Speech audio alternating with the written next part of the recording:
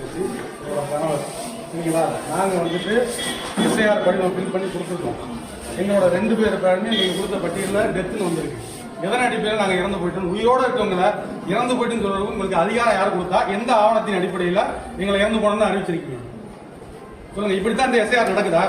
அப்ப எங்களுக்கு வேட்பாளர் தெரிஞ்சுக்கிட்டு திட்டமிட்டு அதிகார வர்க்கத்தில் இருக்கின்ற அரசுகள் இதெல்லாம் நிற்குதா?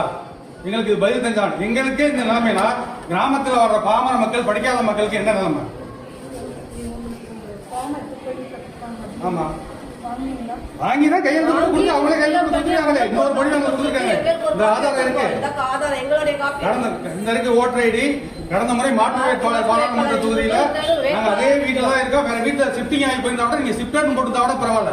உயிரோட இருக்க எப்படி நீங்க செத்து போன சொல்றது உங்களுக்கு யாரும் உரிமை கொடுத்தா? செத்து போனவங்க டெத் சர்டிபிகேட் வாங்குறதுக்கு 1000 ரூபாய் அலைய வர நீங்க உயிரோட இருக்க எப்படி வந்து செத்து போன அறிவிக்க முடியும்? உங்களுக்கு யாரும் அந்த அதிகாரம் கொடுத்தா?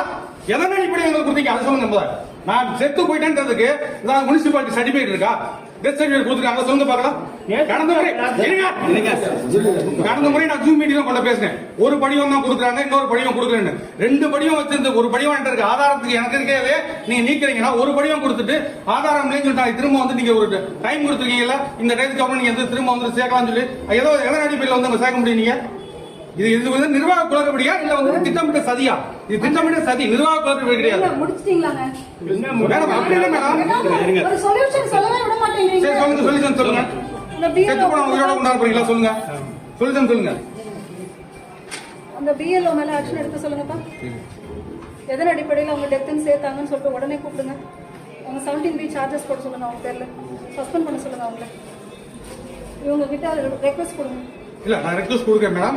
ஒரு அதாவது நீங்க அந்த பிஎல்ஓவா வந்துட்டு பணி நிறுத்தனமோ இல்ல பணி நிகமோ செய்யறது வந்து எங்களுக்கு தேவையில்லை. அவங்க கடைக்கோடி ஊழியர்கள் அவங்களுக்கு எதுவுமே தெரியல. பிஎல்ஓக்கு தெரியாது ஆரம்பத்தில் நான் சொல்றேன். இல்ல பிஎல்ஓக்கு எதுவுமே தெரியலையே. எங்க பேரை சேர்க்க மாட்டேன். எத்தனை பேர் இந்த மாதிரி நீதி கிடைச்சா மத்தவங்களுக்கு யார் நீதி கொடுப்பா? நீங்க